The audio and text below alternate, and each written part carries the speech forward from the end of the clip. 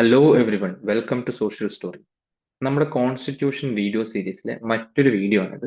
അപ്പൊ ഇന്നത്തെ വീഡിയോയിൽ നമ്മൾ നോക്കാൻ പോകുന്നത് കോൺസ്റ്റിറ്റ്യൂന്റ് അസംബ്ലിയിലെ, അതായത് ഭരണഘടനാ നിർമ്മാണ സഭയിലെ വനിതകളെ പറ്റിയാണ്. അപ്പൊ നമുക്കറിയാം, 1946 ഡിസംബർ 6 ഭരണഘടനാ നിർമ്മാണ സഭ രൂപീകരിക്കുകയും ഡിസംബർ 9 അതില് ഫസ്റ്റ് മീറ്റിംഗ് നടക്കുകയും ചെയ്തിട്ടുണ്ട്. അതിനകത്ത് 299 അംഗങ്ങളാണ് പാർട്ടീഷന് ശേഷം, വിഭജനത്തിന് ശേഷം ഉണ്ടായിരുന്നത് എന്ന് നമുക്കറിയാം. അപ്പൊ അതില് 15 പേര്, 17 പേര് ആദ്യം ഉണ്ടായിരുന്നു. വിഭജനത്തിന് ശേഷം 2 പേര് പാകിസ്ഥാനിലേക്ക് പോവുകയും ശേഷം 15 പേര് നമ്മുടെ ഭരണഘടനാ നിർമ്മാണ സഭയിൽ അംഗമാവുകയും നമ്മുടെ ഭരണഘടനാ നിർമ്മാണ സഭയുടെ പ്രവർത്തനങ്ങളിൽ പങ്കാളികളാവുകയും ചെയ്തിട്ടുണ്ട്. ആ പ്രശസ്തരായിട്ടുള്ള വനിതകളെ പറ്റിയിട്ട് നമുക്കിന്ന് നോക്കാം. അപ്പൊ പല കോമ്പറ്റീറ്റീവ് എക്സാംസിലെ പ്രധാനപ്പെട്ട ഒരു ചോദ്യമായിട്ട് ഈ ഒരു ഭാഗം വരാറുണ്ട്. കോൺസ്റ്റിറ്റ്യൂന്റ് അസംബ്ലിയിൽ അതുമായിട്ട് ബന്ധപ്പെട്ട വനിതകളും ഒക്കെ വരാറുണ്ട്. അപ്പൊ അതെങ്ങനെ എളുപ്പത്തിൽ ഓർത്ത് വെക്കാം? പല നെയിമുകളും പല പേരുകളും നമുക്ക് അറിയാവുന്നതാണ്. ഇപ്പം ദാക്ഷായണി വേലായുധനായാലും ആനി മസ്കിൻ ആയാലും അല്ലെങ്കിൽ വിജയലക്ഷ്മി പണ്ഡിറ്റ് ആയാലും കുറെ കാര്യങ്ങൾ നമുക്ക് അറിയാവുന്നതാണ്. പക്ഷെ ഓർഡർ നമുക്ക് എങ്ങനെ അത് ഓർത്ത് വെക്കാം എന്നുള്ളതാണ് നമ്മൾ വളരെ സിമ്പിൾ ആയിട്ട് ഈ വീഡിയോയിൽ പറഞ്ഞു വെക്കുന്നത്. എങ്ങനെ ഇവരുടെ ഓരോരുത്തരുടെയും പേര് വളരെ കൃത്യമായിട്ട് അവരുമായിട്ട് ബന്ധപ്പെട്ട കാര്യങ്ങളുമായി ബന്ധപ്പെടുത്തിക്കൊണ്ട് ഓർത്ത് വെക്കാം എന്നുള്ളതാണ് നമ്മൾ ഈ വീഡിയോയിൽ നോക്കാൻ പോകുന്നത്. ഓക്കെ, അപ്പം നമ്മൾ നേരത്തെ പറഞ്ഞതുപോലെ 15 വനിതകളാണ് കോൺസ്റ്റിറ്റ്യൂവൻ്റ് അസംബ്ലിയിൽ ഉണ്ടായിരുന്നത്. 15 വനിതകളാണ് കോൺസ്റ്റിറ്റ്യൂവൻ്റ് അസംബ്ലിയിൽ സ്വാതന്ത്ര്യത്തിന് ശേഷം അല്ലെങ്കിൽ വിഭജനത്തിന് ശേഷം ഉണ്ടായിരുന്നത്. 17 വനിതകൾ മുന്നേ ഉണ്ടായിരുന്നു. 2 പേര് എന്ത് ചെയ്തു? വിഭജനത്തിന് ശേഷം പാകിസ്ഥാനിലേക്ക് പോയി. അപ്പോൾ പിന്നെ 15 വനിതകളാണ് കോൺസ്റ്റിറ്റ്യൂവൻ്റ് അസംബ്ലിയിലുള്ളത്. അപ്പോൾ ഇവരെ പഠിക്കാൻ നമുക്ക് ഓരോരുത്തരുമായിട്ട് ബന്ധപ്പെട്ടുള്ള കാര്യങ്ങളും കൂടെ അറിഞ്ഞു വെക്കുമ്പം കുറച്ചുകൂടെ എളുപ്പത്തിൽ പഠിക്കാൻ പറ്റുന്നുള്ളതാണ്. അപ്പോൾ ഞാൻ അങ്ങനെയുള്ളൊരു ഓർഡറിൽ, നമുക്ക് എളുപ്പം ഓർക്കാനുള്ള ഒരു ഓർഡറിൽ പറഞ്ഞു വരികയാണ്. അതിനനുസരിച്ചിട്ട് ഫോളോ ചെയ്യുകയാണെങ്കിൽ നിങ്ങൾക്ക് എളുപ്പത്തിൽ ഇവരുടെ പേര് ഓർത്ത് വയ്ക്കാൻ പറ്റും. ഓക്കെ, അപ്പോൾ ആദ്യത്തെ 3 പേരെ നമുക്ക് മലയാളികളിൽ നിന്ന് തന്നെ തുടങ്ങാം അല്ലേ. മലയാളികളായിട്ടുള്ള കോൺസ്റ്റിറ്റ്യൂവൻ്റ് അസംബ്ലിയിലെ വനിതകൾ പലർക്കും അറിയാവുന്നതാണ്. ആരൊക്കെയാണ്? ഒന്ന് ദാക്ഷായണി വേലായുധൻ അല്ലേ, ദാക്ഷായണി വേലായുധൻ. രണ്ടാമത്തത് അമ്മു സ്വാമിനാഥൻ.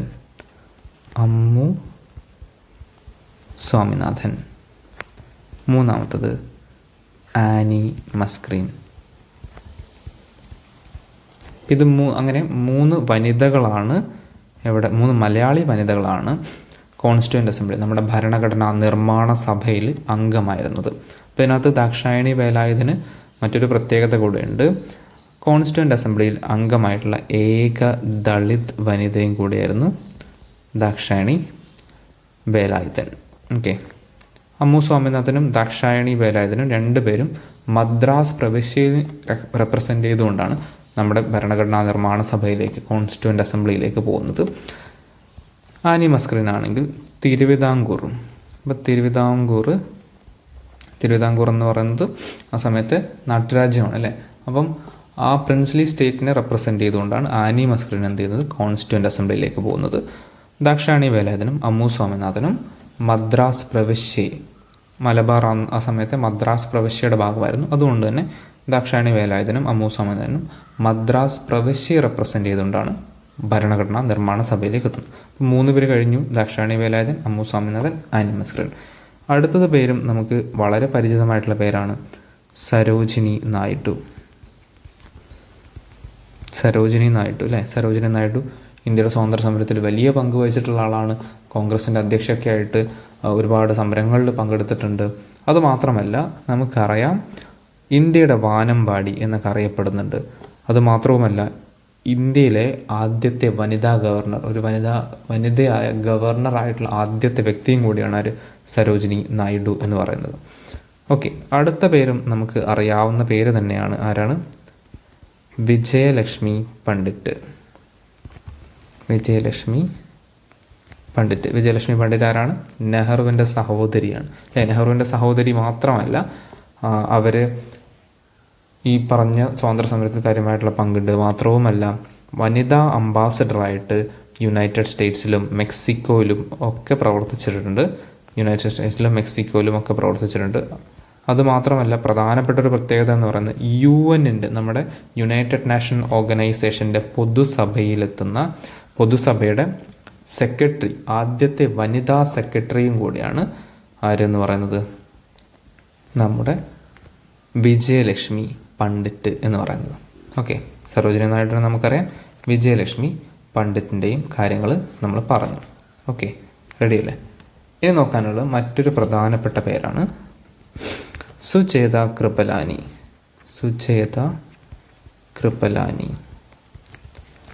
JB കൃപലാനിയെ പറ്റി നമ്മൾ കേട്ടിട്ടുണ്ട് അല്ലേ? JB കൃപലാനി കോൺഗ്രസിൻ്റെ അധ്യക്ഷനൊക്കെ ആയിരുന്നു. പിന്നീട് ഇന്ത്യൻ രാഷ്ട്രീയത്തിൽ കാര്യമായിട്ടുള്ള സംഭാവനയൊക്കെ നൽകിയ ആളാണ്.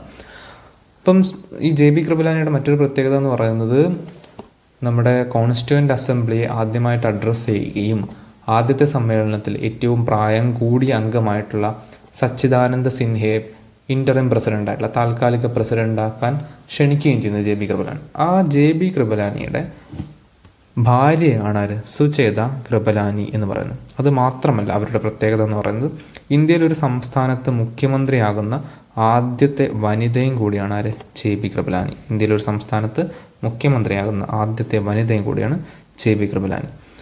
ഓക്കെ, പിന്നെ വേറൊരു പ്രത്യേകത എന്ന് പറയുന്നത് 1947 നമുക്ക് സ്വാതന്ത്ര്യം കിട്ടുന്ന സമയത്ത്, ഓഗസ്റ്റ് 14 അർദ്ധരാത്രിയിൽ നമുക്ക് സ്വാതന്ത്ര്യം കിട്ടുന്ന സമയത്ത് വന്ദേ മാതരം ആലപിക്കുന്നതുമാരാണ്? സുചേത കൃപലാനിയാണ്. ഓക്കെ, സുചേത കൃപലാനിയെ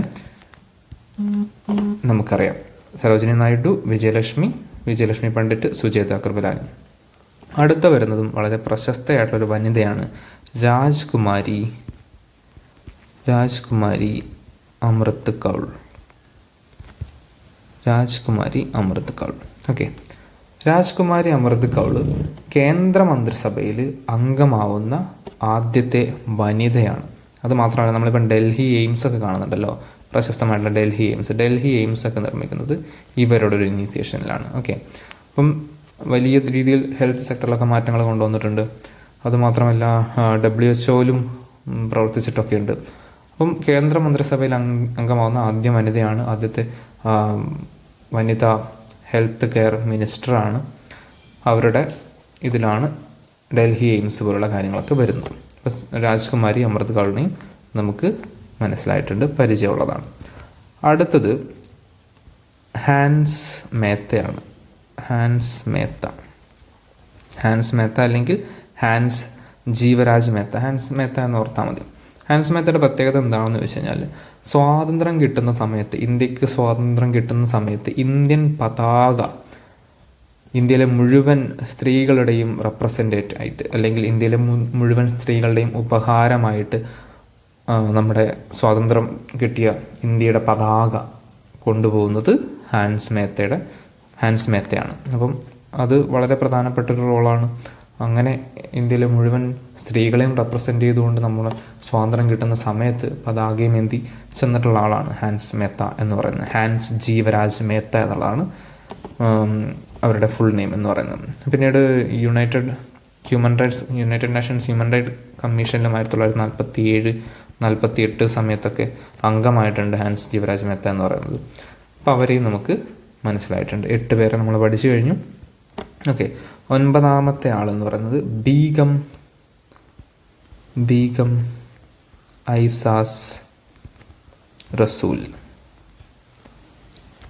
ഐസാസ് റസൂലിൻ്റെ പ്രത്യേകത ഭരണഘടനാ നിർമ്മാണ സഭയിൽ അംഗമായിട്ടുള്ള ഏക മുസ്ലിം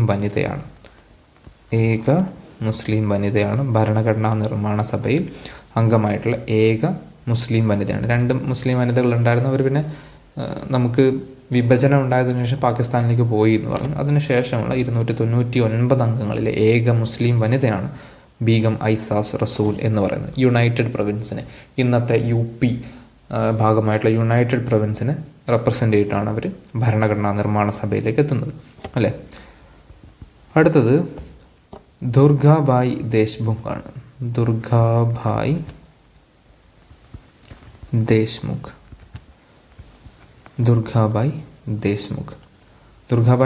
എന്ന് പറയുന്നത് പിന്നീട് നമ്മുടെ RBI ഗവർണറായിട്ടുള്ള CD ദേശ്മുഖിൻ്റെ നിങ്ങൾക്ക് അറിയാമായിരിക്കും അല്ലേ.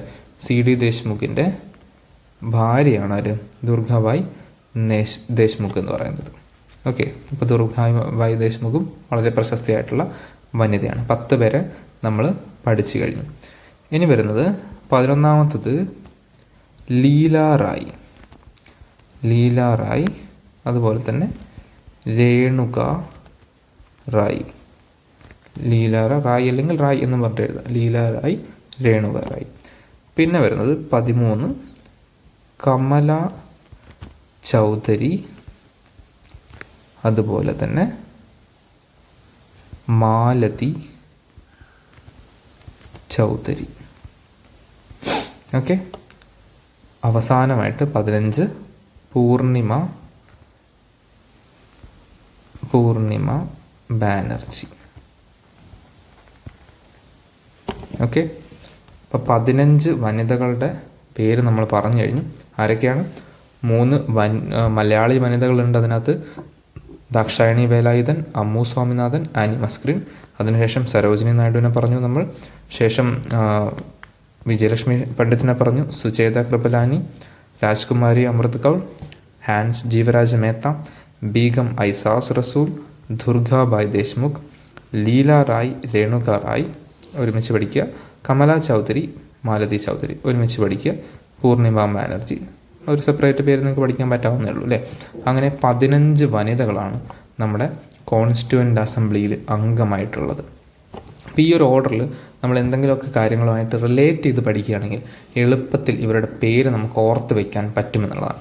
പിന്നീട് നമ്മൾ ഇന്ത്യൻ സ്വാതന്ത്ര്യ സമരവും അതുപോലെ തന്നെ നവോത്ഥാനവും ഒക്കെ പഠിക്കുന്ന സമയത്ത് ഇവരുമായിട്ട് ബന്ധപ്പെട്ടുള്ള പല കാര്യങ്ങളും നമ്മൾ പഠിക്കുന്നില്ല. ഇപ്പം സരോജിനി നായിഡു നിങ്ങൾക്ക് എന്തായാലും അറിയാം, വിജയലക്ഷ്മി പണ്ഡിറ്റിനെ അറിയാം, JB കൃപലാനിയും സുചേത കൃപലാനിയും ഒക്കെ വരുന്നതാണ്.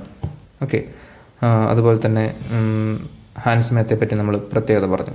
അങ്ങനെയുള്ള കാര്യങ്ങളുമായിട്ട് ബന്ധപ്പെടുത്തി പഠിക്കുക. മറ്റുള്ളവരുടേത് കാര്യമായിട്ടുള്ള പ്രത്യേകതകൾ ഇല്ലാത്തതുകൊണ്ടാണ് പറയുന്നത്, അത് മെൻഷൻ ചെയ്യാത്തത്.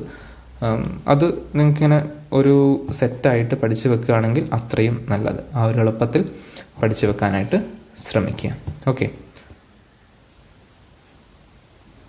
അപ്പോൾ ഈ ഒരു രീതിയിൽ ഭരണഘടനയിലെ മറ്റ് കാര്യങ്ങളും ഭരണഘടനയുമായി ബന്ധപ്പെട്ടിട്ടുള്ള കാര്യങ്ങളും അതുപോലെ തന്നെ നാഷണൽ മൂവ്മെൻറ്റും നവോത്ഥാനവുമൊക്കെ എളുപ്പത്തിൽ പഠിക്കാൻ പറ്റാവുന്ന രീതിയിൽ, ഓർമ്മിച്ചെടുക്കാൻ പറ്റാവുന്ന രീതിയിൽ എങ്ങനെ പഠിച്ചെടുക്കാമെന്നുള്ളത് നമ്മുടെ ചാനലിൽ പറയുന്നതായിരിക്കും.